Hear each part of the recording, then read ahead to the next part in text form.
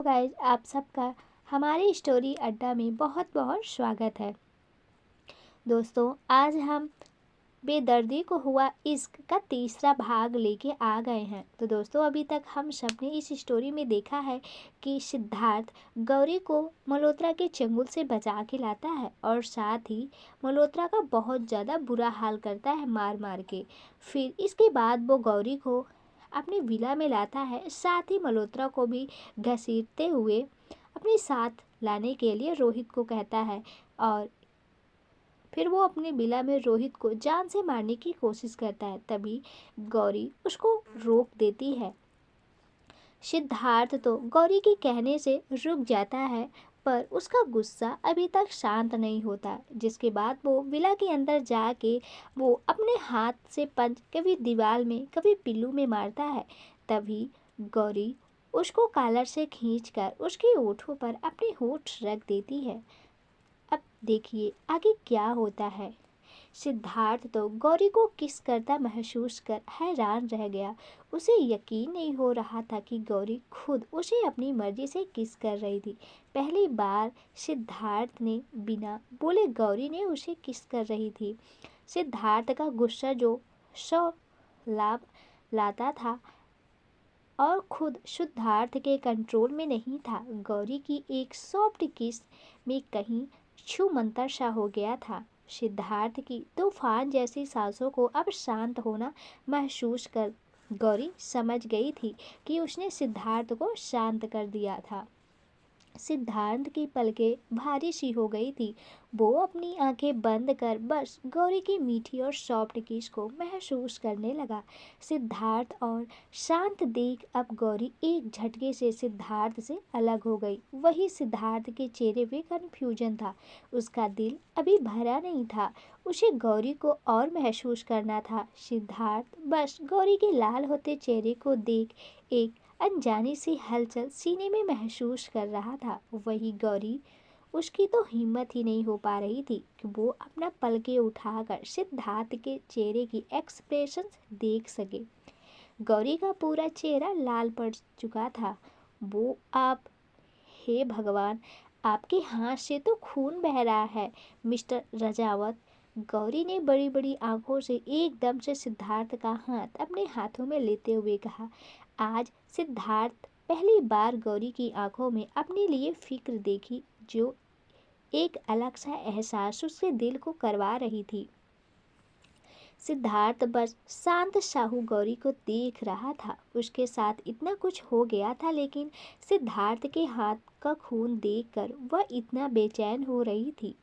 मैं आपको ऑइंटमेंट लगा देती हूँ, आप चलोगे मेरे साथ? गौरी ने लड़खड़ाती हुई आवाज में बड़ी मुश्किल से सिद्धार्थ के चेहरे की तरफ देखते हुए पूछा। जहाँ तुम ले चलोगे मैं हर जगह तुम्हारे साथ चलूँगा, बस इसी तरह मेरा हाथ थामे रखना। सिद्धार्थ ने गौरी की तरफ देखते हुए कहा, हालांकि वो खुद नहीं जानता था कि उसके मुंह से क्या शब्द निकल रहे थे। गौरी को आज सिद्धार्थ की बातों में शरारत नजर आ रही थी। उसे ऐसा महसूस हो रहा था जैसे सिद्धार्थ के दिल से वो बात कही थी। सिद्धार्थ आज उसे कुछ सच्चा और अच्छा सा लगने लगा था, क्योंकि सिद्धार्थ की आंखें आज उसे खुद की तरफ बहुत अट्रैक्ट कर रही थी। वही सिद्धार्थ की बात सुनकर अब गौरी हैरानी से अपनी पलकें तेज झपकाते हुए सिद्धार्थ को की ओर देख रही थी। सिद्धार्थ तो उसे आज एक के बाद एक झटका दे रहा था। अपनी एक ऐसी साइड गौरी को दिखा रहा था जो कभी कोई इमेजिन नहीं कर सकता था। सिद्धार्थ ने भी अपनी कही बात का एहसास होते गला साफ करते हुए कहा, चलो। इसके बाद गौरी सिद्धार्थ के साथ सिद्धार्थ के कमरे में आ गई। उसने सिद्धार्थ को काउच पर बैठने के लिए बोला तो सिद्धार्थ चुपचाप बैठ गया। गौरी खुद उसके पास नीचे बैठ गई। सिद्धार्थ ने जब गौरी के लिए शर्ट निकाली थी तो वो बाहर फर्स्ट एड किट टेबल पर ही रखकर चला गया था, ताकि गौरी नहाने के बाद फर्स्ट एड कर सके। गौरी ने फर्स्ट एड बॉक्स खोला और उसमें से ऑइंटमेंट निकालकर सिद्धार्थ का हाथ अपने हाथों में ले लिया। गौरी एक बार भी सिद्धार्थ की तरफ नहीं देख रही थी। वही सिद्धार्थ की नज़र तो बस गौरी के चेहरे पर ठहरी हुई थी। आज उसकी आंखों से कोई डिजायर्स या लस्ट नहीं दिखाई दे रहा था, बल्कि कुछ अनकही सी फीलिंग्स थी जो उसकी आंखें आज बयां कर रही थी। गौरी का चेहरा इस वक्त सिद्धार्थ को दुनिया का सबसे प्यारा चेहरा लग रहा था। उसे एहसास भी नहीं हुआ कि वो मुस्कुरा रहा था। ऑइंटमेंट की जलन की जगह सिद्धार्थ के दिल की एक मीठी सा एहसास हो रहा था। गौरी ने ऑइंटमेंट लगाकर सिद्धार्थ के हाथ की बैंडेज कर दी। गौरी ने फिर वो ऑइंटमेंट वापस से बॉक्स में डाल दी। गौरी फिर उठकर सिद्धार्थ के सामने नजरें झुकाकर खड़ी हो गई। सिद्धार्थ गौरी को ऊपर से नीचे तक देख रहा था, जिसने इस वक्त बस सिद्धार्थ की ब्लू शर्ट पहनी हुई थी। आज तो वो शर्ट जैसे सिद्धार्थ की फेवरेट शर्ट बन गई थी। तो थैंक यू मिस्टर राजवत, आप नहीं होते तो आज वो आपने मेरी मदद की जहाँ मेरे आपने ही मुझे बेच। गौरी ने पलकें झपकाते इतना ही कहा। गौरी से इससे ज़्यादा बोला नहीं जा रहा था। रोने से उसका गला भर आया था। गौरी के आंसू सिद्धार्थ को चुभ रहे थे। मेरे पास आओ, सिद्धार्थ ने गौरी से कहा। गौरी ने उसकी बात सुन हल्के से अपनी नजरें उठाई।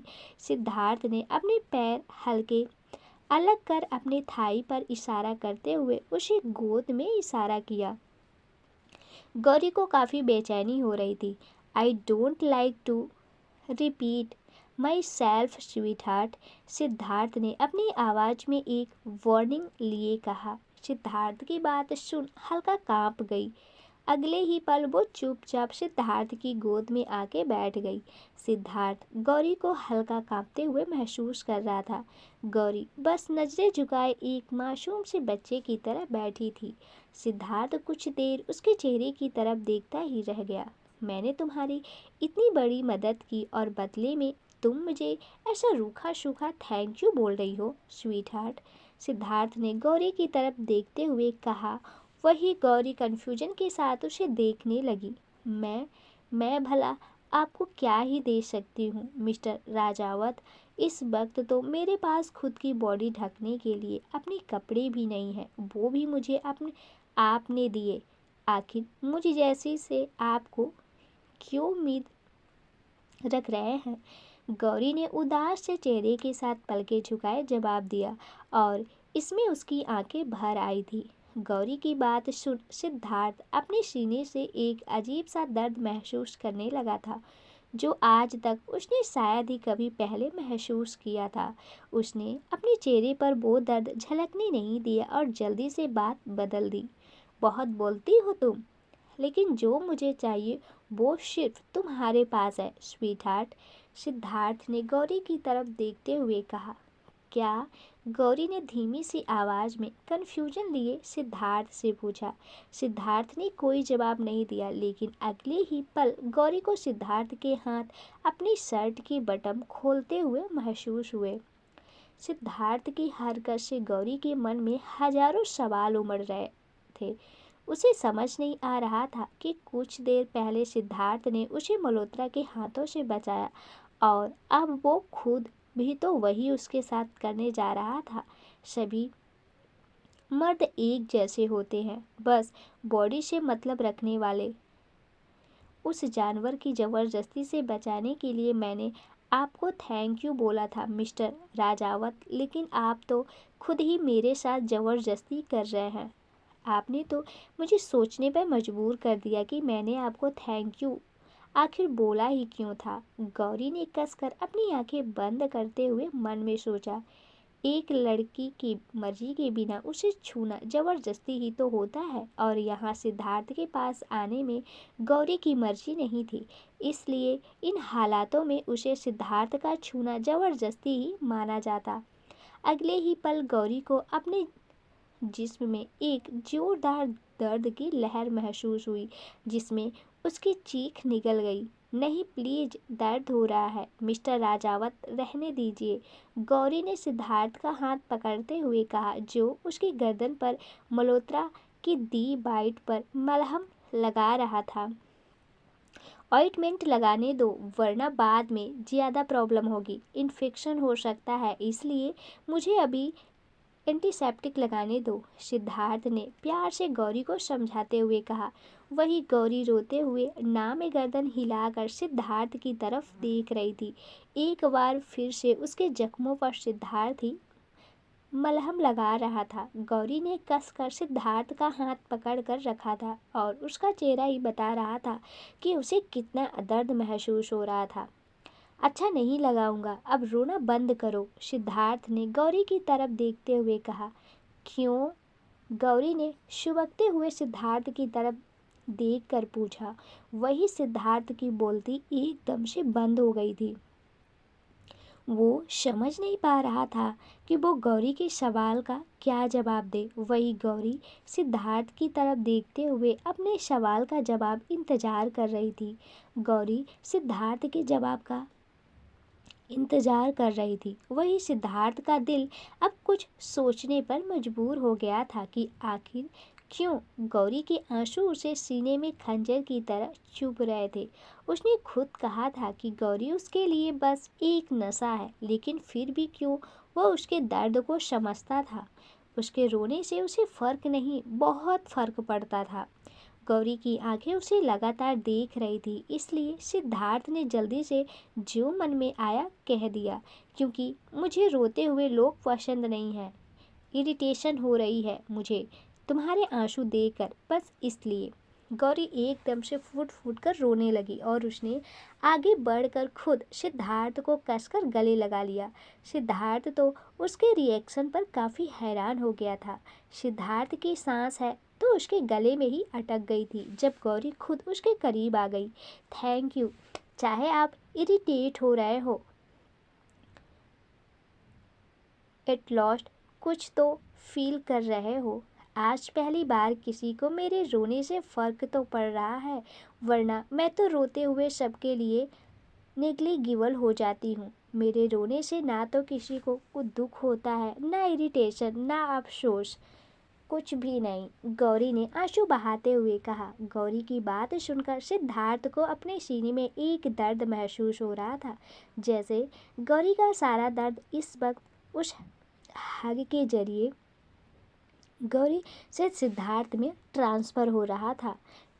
Stop carrying now. तुम इस तरह बच्चों की तरह रोने लगोगी तो तुम्हारा उस सो कॉल्ड फैमिली का साझा क्या मैं दूंगा? You are such crybaby, Siddharth ने सरकास्टिकली वे में कहा। गौरी समझ गई थी कि उसने जल्दी से सिद्धार्थ को छोड़ दिया। वो अभी भी सिद्धार्थ की गोद में ही थी। गौरी को खुद को शांत करने में स्ट्रगल करना पड़ रहा था। ये तो सिद्धार्थ उसके चेहरे पर ही देख पा रहा था। उसकी तकलीफ देख सिद्धार्थ की मुट्ठियाँ अपने आप कस गई थी, जैसे सच में वही अब गौरी का बदला लेने वाला था। तुम, सिद्धार्थ ने गौरी की बाजू को टच करते हुए इतना ही कहा था कि गौरी डर के मारे उसकी गोद से उछल पड़ी।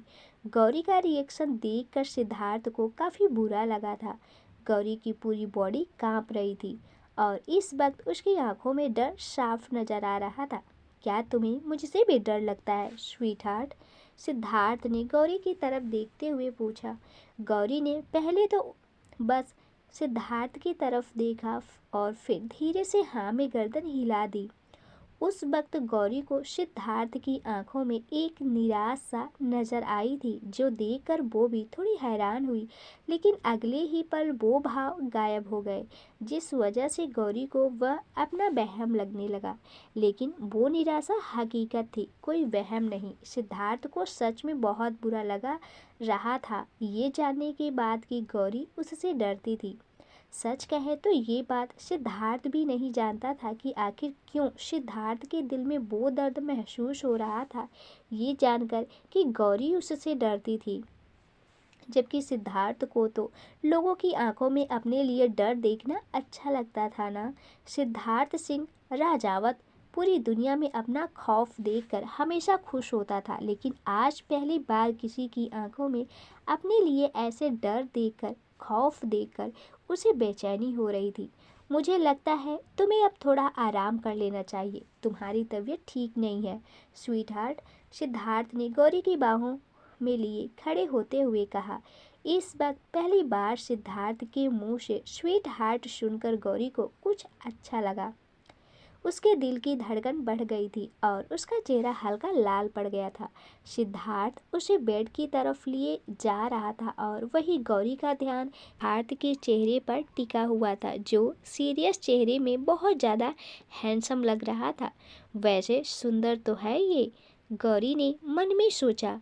अपने ख्यालों में खोए सिद्धार्थ ने इस बार गौरी को नोटिस ही नहीं किया कि वो उसे देख रही थी, और इस बार डर से नहीं, ना जाने किन बातों से देख रही थी। सिद्धार्थ ने गौरी को बेड पर लिटा दिया और अच्छे से कवर कर दिया। इसके बाद दोनों में कोई बात नहीं हुई। सिद्धार्थ सीधा पलट कर चला गया। आज पहली बार सिद्धार्थ कुछ शरारत किए बिना गया था, इसलिए कहीं ना कहीं गौरी को भी कुछ खालीपन सा खटक रहा था। वैसे तो ये इंसान हर वक्त उल्टी सीधी बातें करता है, लेकिन अब अचानक से क्या हो गया इन्हें? आज बिना कुछ कहे ही चले गए। समझ नहीं आता आप कैसे इंसान हो मिस्टर राजावत, आपकी बातें मुझे कंफ्यूज करती हैं, गौरी ने मन ही मन सोचते हुए कहा। गौरी को उनकी पहली मुलाकात से लेकर अब तक का सब याद आ रहा था।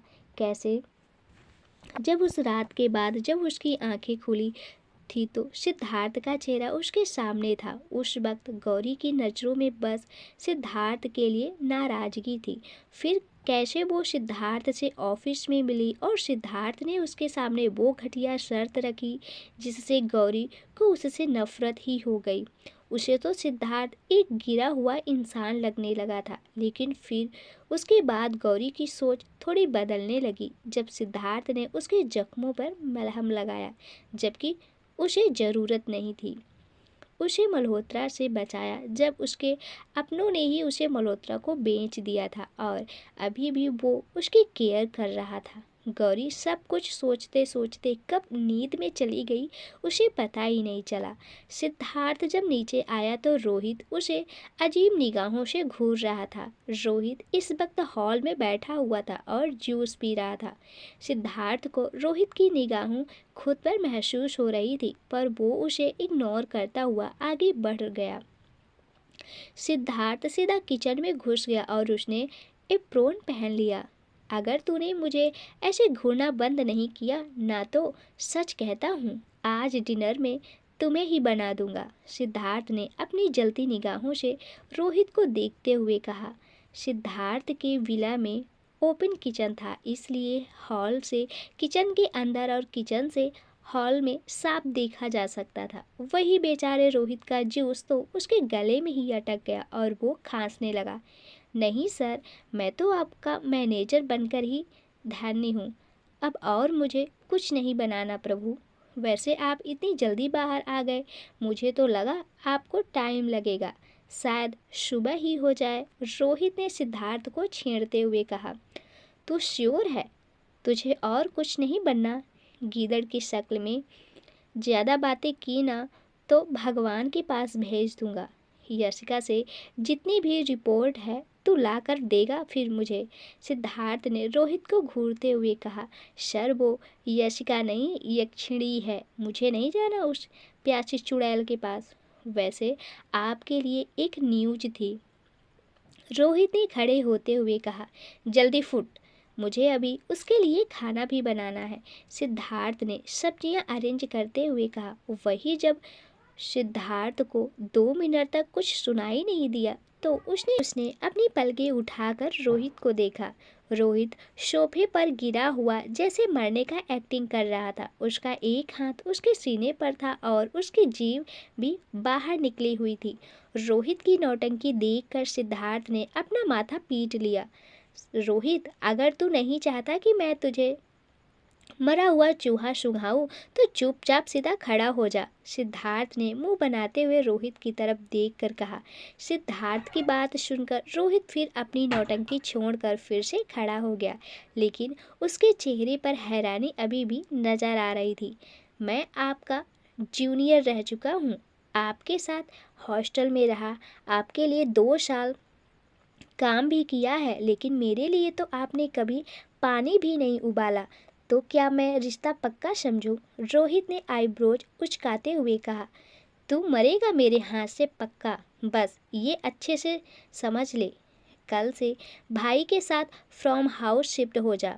मैं तेरी नौटंकी और अब बर्दाश्त नहीं कर सकता।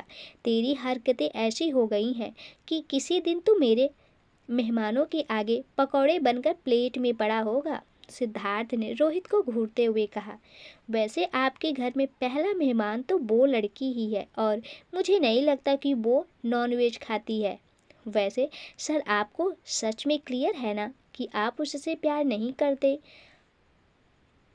रोहित ने एक आईब्रो उठाकर सिद्धार्थ की तरफ देखते हुए पूछा।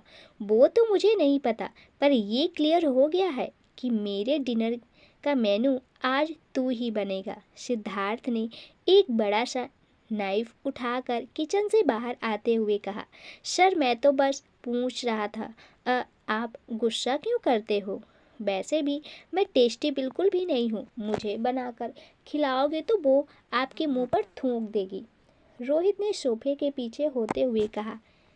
तुझे किसने कहा कि तुझे बनाकर मैं उसे खिलाऊंगा? तुझे तो मैं अपने कुत्तों को भी ना खिलाऊं, सीधे नाले में विसर्जन करूंगा तेरे को, कमीने। मैंने कहा ना, मुझसे उल्टी सीधे बातें मत किया कर।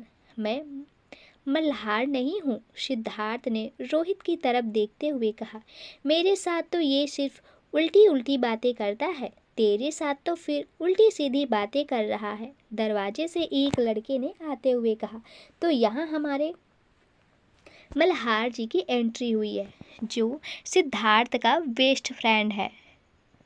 स्वभाव में एकदम शरारती और नटखट, लुक्स में तो सुपर मॉडल को भी मात देने वाला, लेकिन ऑफ कोर्स वो हमारे हीरे सिद्धार्थ से तो सुंदर नहीं हो सकता। नहीं तो सिद्धार्थ से ज़्यादा तो मल्हार के फैन हो जाएंगे। मल्हार, इसे समझा ले, ये मेरा दिमाग खराब कर रहा है। सिद्धार्थ ने एकदम से चाकू लेकर मल्हार की तरफ घुमाते हुए कहा। ओ वेट ब्रो, ये नाइफ मुझसे दूर रख, इसे ही अच्छा खासा ट्रीटमेंट दे इससे। वैसे किया क्या है इसने, मुझे ये तो बता। मल्हार ने अपने हाथ हवा में उठाते हुए कहा। इसका दिमाग खराब हो गया है, कुछ भी बोलता रहता है, जितना भी समझाओ लेकिन इसे समझ नहीं आता। सिद्धार्थ ने मल्हार की तरफ देखते हुए कहा, जो मासूम बच्चे की तरह मुंह बनाकर खड़ा था।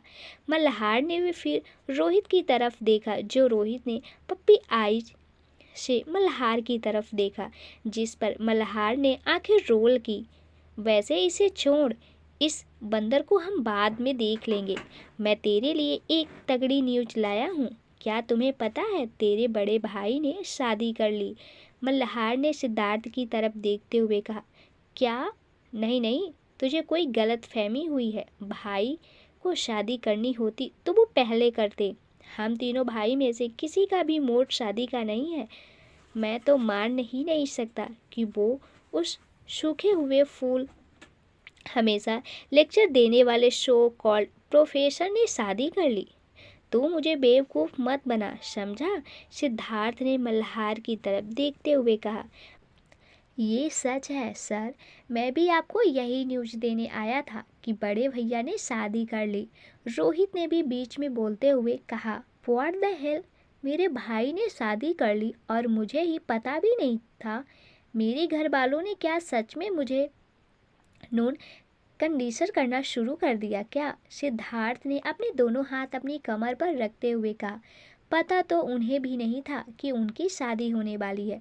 रोहित और मल्हार ने एक साथ सिद्धार्थ को देखते हुए कहा। उन दोनों की बात सुनकर तो सिद्धार्थ और ज़्यादा हैरान हो गया। उसके दिमाग में इस वक्त हजारों सवाल थे, जिनका जवाब बस सिद्धार्थ का बड़ा भाई अखिलेश सिंह राजावत ही दे सकता था। अखिलेश सिंह राजावत खानदान का सबसे बड़ा बेटा, बिजनेस में जैसे कोई लेना देना ही नहीं, बेंगलुरु का सबसे पॉपुलर यूनिवर्सिटी IIT का प्रोफेसर, जो कभी हल्का मुस्कुराता भी नहीं था। इंट्रोवर्सन का बाप और वर्कहॉलिक पर्सन जो काम के सिवा कभी किसी से कोई बात ही नहीं करता था, जिसकी उम्र इस वक्त 30 हो चुकी थी, लेकिन उसने शादी नहीं की थी और अचानक से उसके शादी की खबर सुनकर सभी लोग हैरान थे। एक आलीशान से फार्म हाउस के बीचों बीच अखिलेश अपनी आंखें बंद किए अपनी दोनों पॉकेट में अपने हाथ डाले खड़ा था। उसके पीछे एक लड़की सुबक रही थी। वह लड़की इस वक्त दुल्हन के जोड़े में थी, जिससे जाहिर था कि वही अखिलेश की बीवी थी। शिवी, क्या तुम प्लीज़ थोड़ी देर रोना बंद करोगी? मुझे कुछ सोचने दो। अखिलेश ने एक गहरी सांस छोड़ते हुए कहा। सॉरी प्रोफेसर, शिवी ने धीमी सी आवाज़ में कहा। शिवी अखिलेश की स्टूडेंट थी। शिवी की शादी के हालात कुछ ऐसे बन गए थे कि अखिलेश को खुद दूल्हे की जगह बैठना पड़ा। अखिलेश गहरी सांस लेकर पीछे शिवी की तरफ मुड़ गया।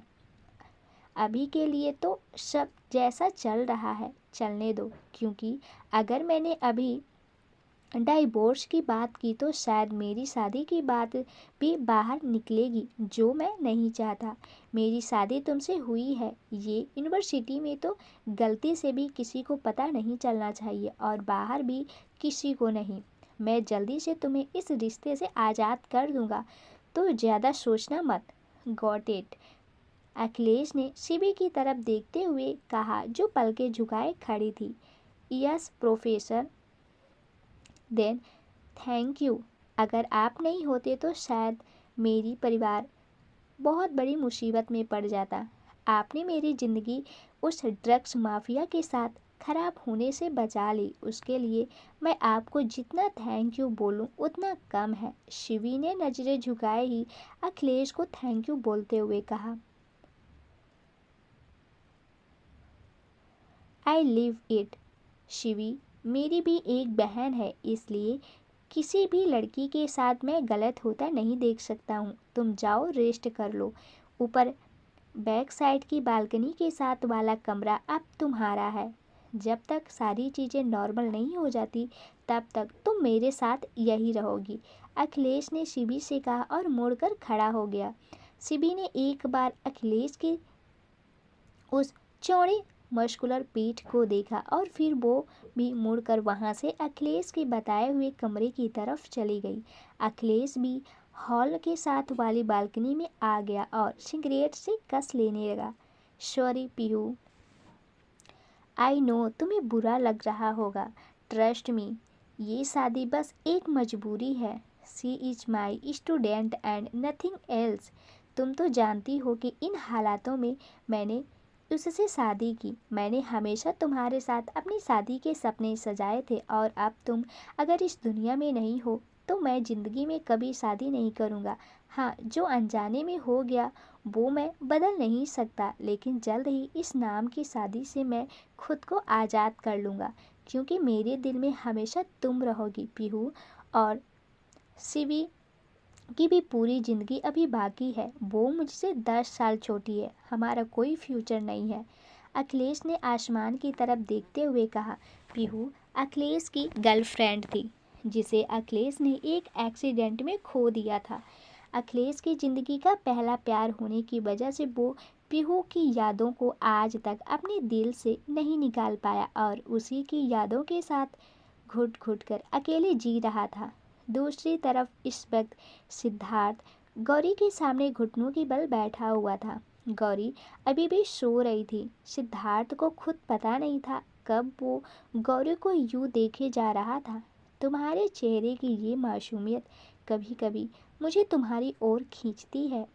पता नहीं तुम में ऐसा क्या है कि इस पूरी दुनिया में सिर्फ तुम्हें छू सकता हूँ और किसी को भी नहीं। You are my medicines sweetheart. Siddharth ने धीरे से गौरी के चेहरे पर आए बाल उसके कान के पीछे करते हुए उसका माथा चूम कर कहा। सिद्धार्थ खुद इस बात से काफ़ी हैरान था कि वो बिना ग्लव्स की सिर्फ गौरी को छू सकता था और गौरी के छूते ही अगर उसे एलर्जी हुई भी हो तो वो ठीक हो जाती थी।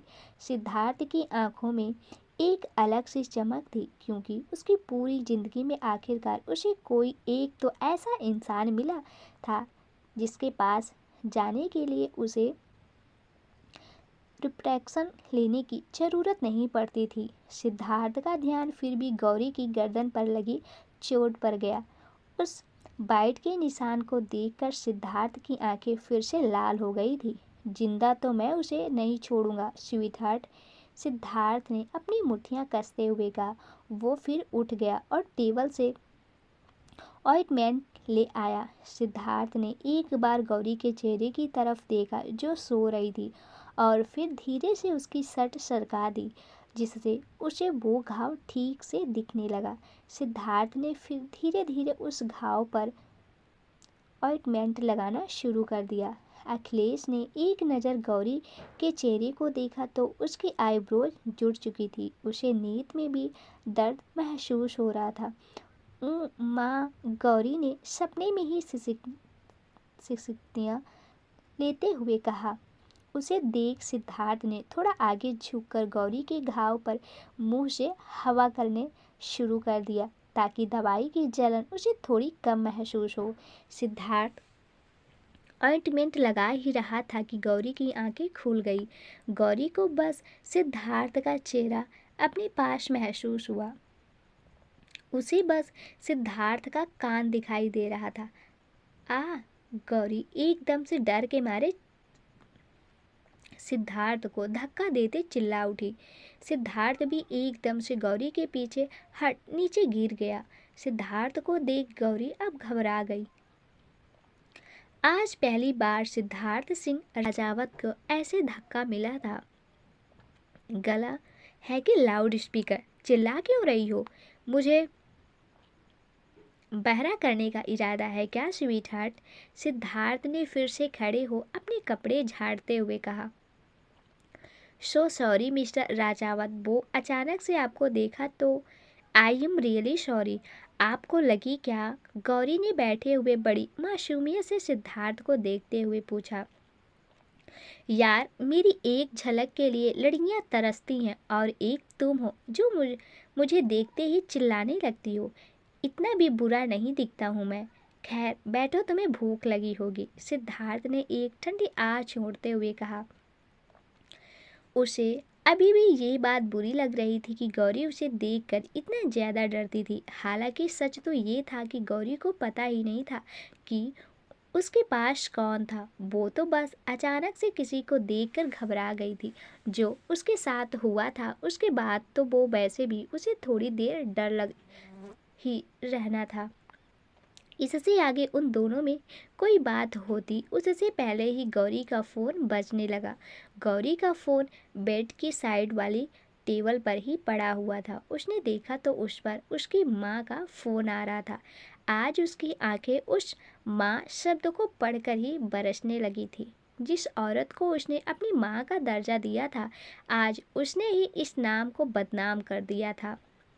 गौरी के हाथ फ़ोन उठाते ही कांप रहे थे, और ये बात सिद्धार्थ भी नोटिस कर रहा था।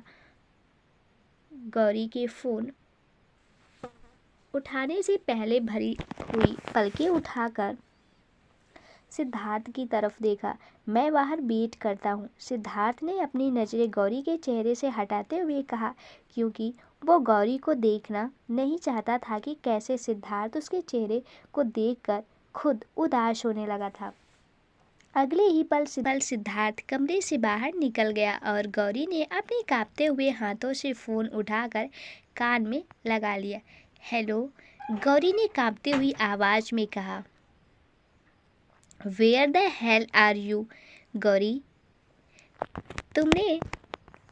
हमने तुम्हें मिस्टर मल्होत्रा के पास भेजा था ना? क्या अभी तक तुम्हारा काम खत्म नहीं हुआ? वो फ़ोन नहीं उठा रहे, 4 घंटे हो चुके हैं। क्या उन्होंने मदद के लिए पैसे दे दिए? वो आधे पैसे तुम्हारे हाथों भिजवाने वाले थे। पूरे 200 करोड़ की बात है। अगर तुम वो पैसे लेकर फरार होने के लिए सोच रही हो तो मुझसे बुरा कोई नहीं होगा। नीलम ने फोन पर गौरी को धमकी देते हुए कहा। वह गौरी की आंखें उस औरत का चुड़ैल की बात सुनकर और ज्यादा बहने लगी थी। उसे विश्वास नहीं हो रहा था कि इतना सब करने के बाद उसकी आवाज में जरा भी गिल्ट नहीं थी। आप कैसी औरत हैं? मेरे साथ इतना सब कुछ करने के बाद भी आपको कोई अफसोस नहीं हो रहा?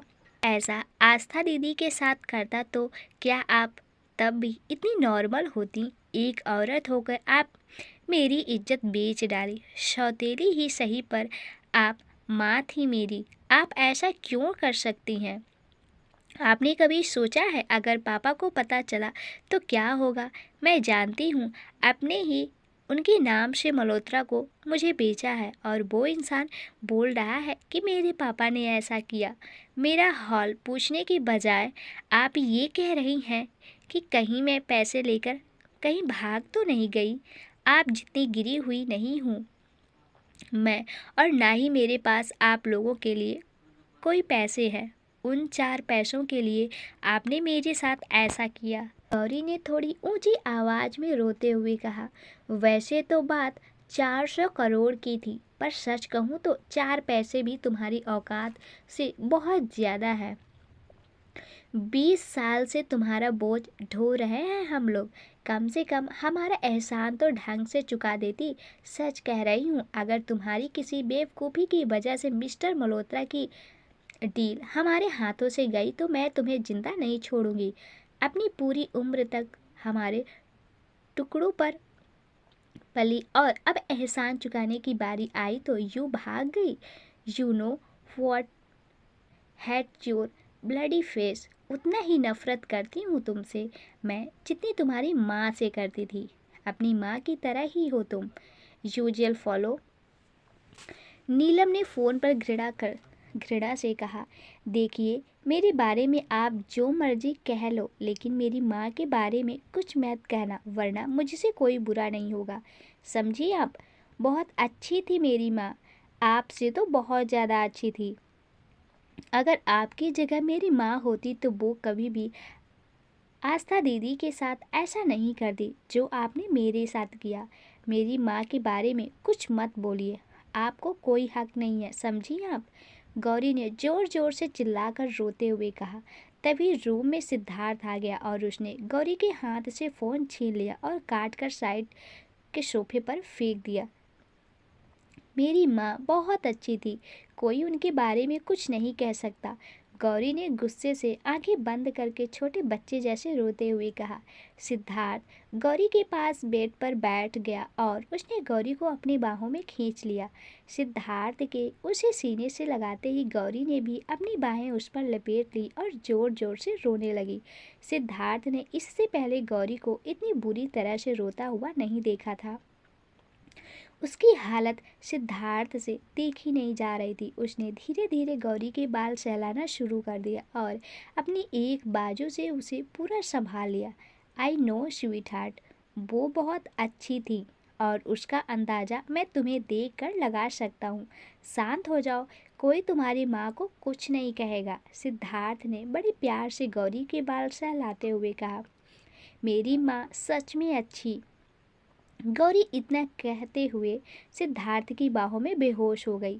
सिद्धार्थ ने हल्के से उसे बेड पर लिटा दिया। वो खुद इस वक्त गौरी का चेहरे पर ही झुका हुआ था। गौरी का चेहरा पूरा आंसुओं से डूबा हुआ था और उसका दर्द उसके चेहरे पर अभी भी नजर आ रहा था। तभी गौरी की गाल पर ठहरे आंसू की बूंद पर सिद्धार्थ की ओश की बूंद आ मिली। हाँ, सिद्धार्थ की आंखों में आज किसी के आंसू देखकर आंसू आ गए। अपनी होश संभालने के बाद से सिद्धार्थ आज पहली बार रोया था। ये मुझे तो कुछ और ही झोल झाल लग रहा है। तू तो बोल रहा था कि ये चमगादड़ उस लड़की से प्यार नहीं करता। मल्हार ने हल्के से रोहित को कोहनी मारते हुए पूछा। मल्हार और रोहित गौरी के इस तरह चिल्लाने की वजह से भागते हुए ऊपर आ गए थे और दरवाजे पर ही रुक गए जब उन्होंने सिद्धार्थ को गौरी के सीने से लगाए शांत करवाते हुए देखा। गौरी की हालत देखकर उन दोनों को भी काफ़ी बुरा लग रहा था। भाई, मुझे तो आपसे भी ज़्यादा शक है कि सर के दिल में इलू इलू ही है, लेकिन सर मानते ही नहीं। रोहित ने मल्हार के कान में कहा, अपनी खुशुर पुशुर बाहर जाके करो, निकलो यहाँ से और दोबारा इस कमरे की तरफ देखना भी मत। सिद्धार्थ ने अपना चेहरा दूसरी तरफ फेरते हुए कहा। सिद्धार्थ की आवाज़ सुनकर मल्हार और रोहित चुपचाप कमरे से बाहर निकल गए और उन्होंने दरवाज़ा बंद कर दिया। कभी इस दरवाजे की तरफ देखना भी मत, मल्हार ने सिद्धार्थ की मिमिक्री करते हुए कहा। बड़ा आया चमगादड़ कहीं का। वैसे एक बात बताओ, टाइगर को इस बारे में पता है क्या? अगर उस नारद मुनि को पता चल गया तो समझ लो पूरे खानदान में बात फैल जाएगी और दादी फिर माँ चंडी के रूप में यहाँ कभी भी प्रकट हो जाएंगी। पता नहीं उनका क्या रिएक्शन होगा अपने दोनों पोतों का कांड सुनकर। एक ने घर में लड़की बिना किसी रिश्ते से रखी हुई है और दूसरा शादी करके बैठ गया, वो भी अपने से 10 साल छोटी लड़की से। मल्हार ने रोहित की तरफ देखते हुए कहा, उस नारद मुनि की वैसे भी बहुत बुरी हालत है, वो कुछ नहीं करेगा। साहिल का अभी फ़ोन आया था, वो बता रहा था कि थोड़ी देर पहले ही दादी ने उसे क्लब में पार्टी करते पकड़ लिया है। मैंने सर को नहीं बताया, पर दादी ने टाइगर को घर से निकाला हुआ है, पता नहीं कहाँ पर है। रोहित ने मल्हार की तरफ देखते हुए कहा, उसके पास पैसों की कमी है क्या? अपने बड़े भाइयों के सर पर राज कर रहा है। दादी माँ ने घर से निकाल दिया होगा तो कहीं और मज़े से रह रहा होगा, उसे तो ज़्यादा ही फ्रीडम मिल गई, अब कोई पूछने वाला नहीं। मल्हार ने मुंह बनाते हुए कहा, खाक मज़े से रह रहा होगा, उसके सारे कार्ड ब्लॉक करवा दिए हैं दादी ने। मुझे लगता है अब या तो वो यहाँ आएगा या तो फ्रॉम हाउस जाएगा बिग बॉस के पास। रोहित ने भी कंधे उचकाते हुए कहा। वहीं दूसरी तरफ एक गाड़ी इस वक्त एक शिव मंदिर के बाहर आकर रुकी। गाड़ी में से एक 24 साल का लड़का निकला। पर्सनालिटी एक मॉडल को टक्कर देने वाली थी। आखिर था वो भी तो राजावत खानदान का बेटा, जहाँ भगवान ने लड़के फुर्सत से बनाकर भेजे थे। 6 पैक एप्स वाली लीन बॉडी उस लड़के ने बड़ी स्टाइल के से उतर कर अपनी आंखों से चश्मा उतार कर सामने मंदिर को देखने लगा। घर वालों ने तो निकाल दिया, अब आप ही रख लो यार मुझे।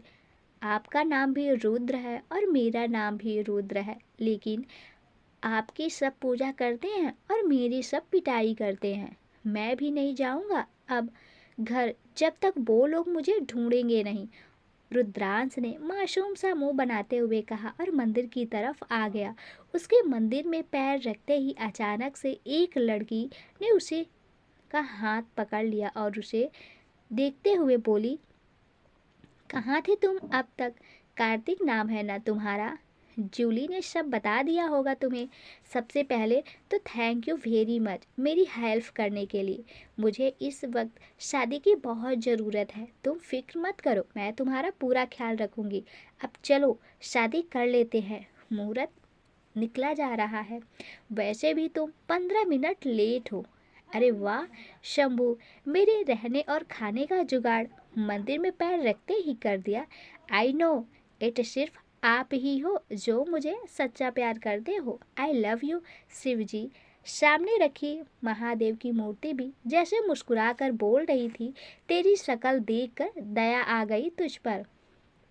अभी इस लड़की को शादी की ज़रूरत है और मुझे एक घर की। लड़का भी अभी नहीं आया है तो मैं ही शादी कर लेता हूँ, बाद में इसे सब सच बता दूंगा। और वैसे भी ये कौन सी सच की शादी कर रही है? रुद्रांश ने मन ही मन सोचा और फिर उस लड़की की तरफ देखते हुए एक बड़ी सी स्माइल के साथ हाँ में गर्दन हिला दिया। श्वेता बेटा, अगर लड़का आ गया हो तो मुहूर्त निकला जा रहा, आओ मंडप में बैठो, पीछे से पंडित जी ने आवाज़ लगाते हुए कहा। इसके बाद रुद्रांश श्वेता के साथ मंडप में बैठ गया और पंडित जी मंत्र बोलने लगे। वो क्या जानता था कि जो रिश्ता आज उसने एक मजाक में शुरू किया था, एक दिन वही उसकी जीने की वजह बन जाएगा। लेकिन पता नहीं श्वेता का क्या रिलेशन होगा जब उसे पता चलेगा कि उसने उस लड़के के साथ शादी की ही नहीं जिसके साथ उनके दोस्त ने कहा था। शाम हो चुकी थी लेकिन गौरी को अभी तक होश नहीं आया था। सिद्धार्थ इस वक्त अपने स्टडी रूम में मल्हार और रोहित के साथ बैठा हुआ था। मुझे तो समझ नहीं आता कि आखिर एक बाप होकर वो इंसान, ना ना ना, इंसान तो नहीं, वो कमीना सड़ा हुआ बैगन ऐसा कैसे कर सकता है। मिसेस आहूजा ने जो किया वो एक पल के लिए इंसान मान भी ले कि वो एक सौतेली माँ है, पर बलराम जो उसका सगा बाप था ना, कोई अपनी बेटी को इस तरह कैसे।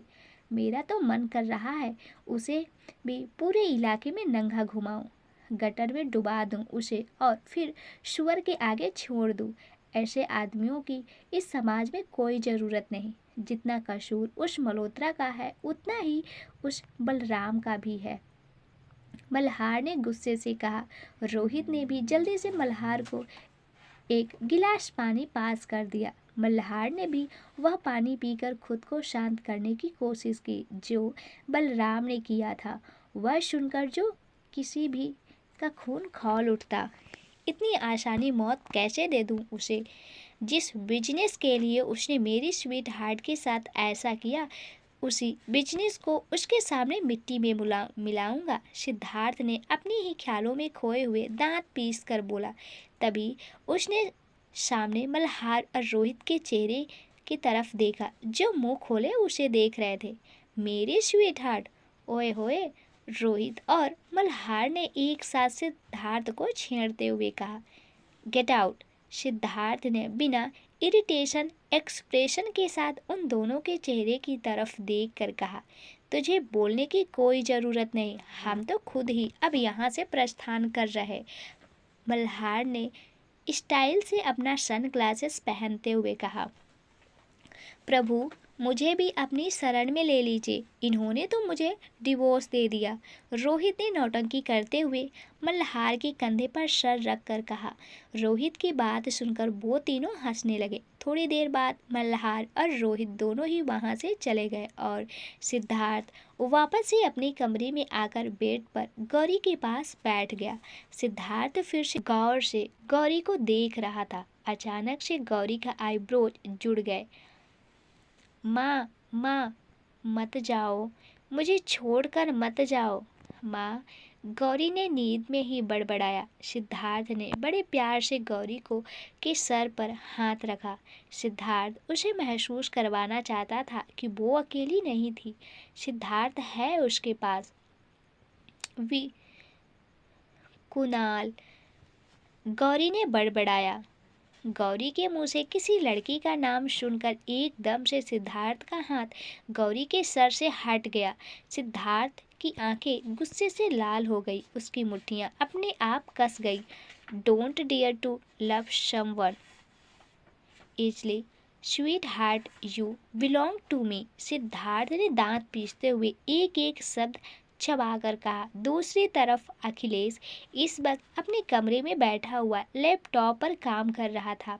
तभी उसने टाइम देखा तो रात के 9 बज रहे थे। शिवी ने तो वहाँ से आने के बाद कुछ नहीं खाया, उसे भूख लगी होगी। तभी उसके दिल में सवाल किया, यू केयर? तेरी वाइफ है इसलिए? तभी अखिलेश के दिमाग में उसके दिल को चुप करा कर आते हुए कहा, अबे चुप कर झपलू, प्यार में देवदास बनता है लोगों को। अगर तू खून पंप नहीं करता होता तो तुझसे सारे कनेक्शन काट के तुझे बाहर निकलवा देता मैं।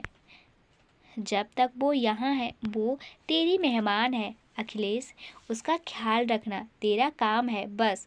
अखिलेश ने भी अपने दिमाग में एंग्री किया और उठकर कमरे से बाहर निकल गया। चलते चलते अखिलेश के कदम एकदम से रुक गए।